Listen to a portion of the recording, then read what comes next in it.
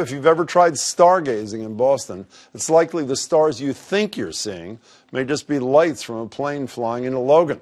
That's because light pollution obscures the wonders of the sky. Now, a bill on Beacon Hill argues that it's bad for more than just astronomy. It's called the Dark Sky Bill, and one of its proponents, Sky and Telescope's Kelly Beatty, joined me yesterday to explain.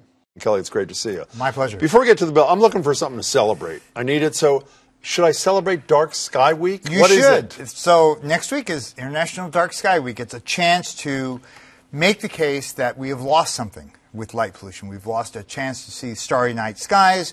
We have wasting energy. We are affecting our environment, not just humans, but also animals and nocturnal beings. All around, lights at night, though we need them, are excessive and they need to be reined in. You know, the aesthetics part of this matters a lot to me. You know, probably one of the most beautiful places I've ever been is also one of the darkest. The dunes in Provincetown, where there's virtually no light pollution at night. And you see shooting stars almost like constantly. So the aesthetics I understand, but go down the list. Personal health, what's the impact of lights at night? Imagine that you lived on Provincetown 1,000 years ago. You had 12 hours of really bright daylight that you were out in and 12 hours of really dark darkness. We've screwed that up on both ends. Right? During the day, we spend it indoors. We rarely get out in full spectrum sunlight. And then at night, we're playing with our devices, or we're watching TV, or we're making a late night run for munchies. All of that, we don't know how that's affecting our circadian rhythm, but I will tell you, if you disrupt your nighttime sleep habit, you wake up cranky, and there's a reason for that. I wake up cranky anyway, so it doesn't relate to it. So I understand the energy waste part of it. How about the environmental thing? What's the environmental impact of light at night, light pollution at night? Especially blue light, Jim. So animals and humans, too, we are more sensitive, much more so, to blue light because it's higher energy at night than, say, yellow light or red light. In fact, we amateur astronomers, when we go out at night to look at the stars, we use red flashlights because they don't affect our night vision and they don't screw up our day-night cycle. In fact, if you make a late-night run to your refrigerator or to the bathroom, right, and you flip on the lights, you're messing up your melatonin production.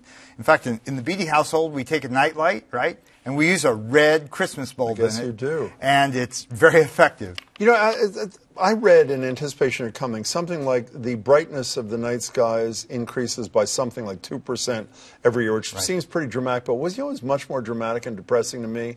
In the same article, I saw a stat that's saying only 15% of us in the United States can see the Milky Way from our homes because of light pollution. Right. And, you know, as you've pointed out, this is really bad for those who just love the beauty and grandeur of a night sky. It's not really about astronomy per se. It's about what our heritage is, our natural heritage, and we've lost that. Before we get to the bill, getting back to this International Dark Sky Week, I know that old famous slogan, think astronomically and act globally, or whatever that thing is. So what can we do? I understand there are big challenges. How about the small challenges? The red light, okay, what else can I do?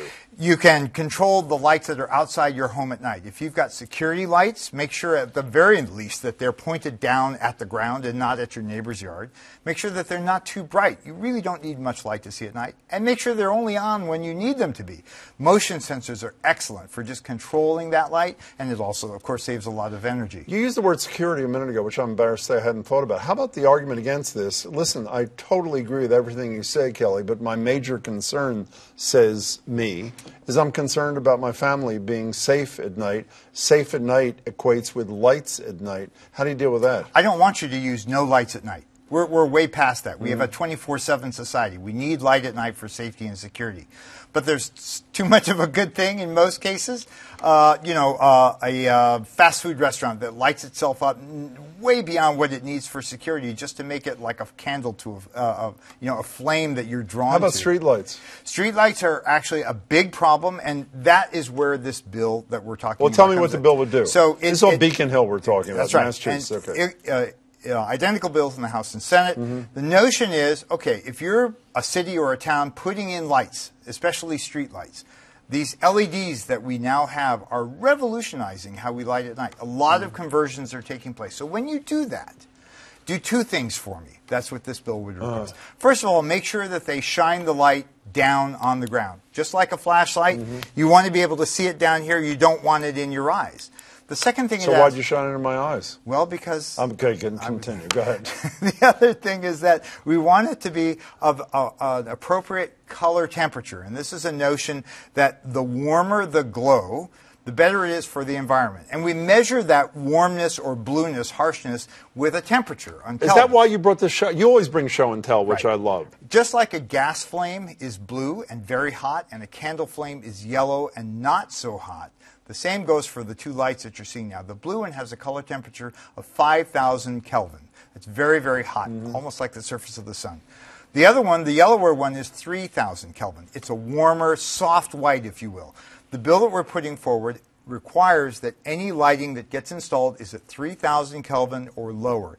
The kind of warm, inviting light that we've all kind of gotten used to with incandescence. Any state have this, or would we be the first? We would be the first to have a color temperature standard. But interestingly, Massachusetts is the only New England state that has never passed an outdoor lighting bill. Really? Yeah. Why? What's the opposition of this quickly? What's the argument against? Just the cost or something? Well, there's no cost, right? So why would you oppose this? Why would one oppose You this? shouldn't oppose it. I know I shouldn't, but All right. why would somebody So oppose it? there's It failed in the last session, which there's- means somebody opposed it. There's a notion that it's going to cost communities money to implement.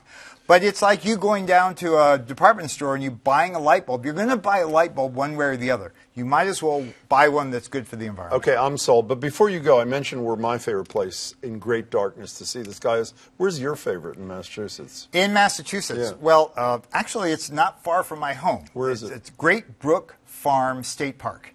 It's a beautiful spot on the Carlisle-Chelmsford border, wide open spaces, and if you listen closely, you can hear the cows mooing in the background. Sounds beautiful. Kelly, as always, thanks pleasure. so much. Thank you, Jim. Kelly Beatty.